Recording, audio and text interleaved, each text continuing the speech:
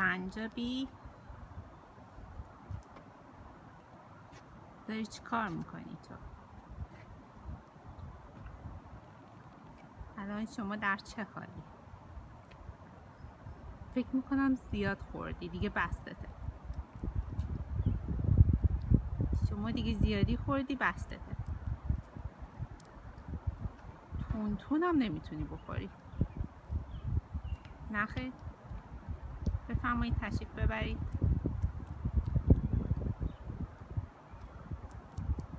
بذارید بقیه هم بخورم.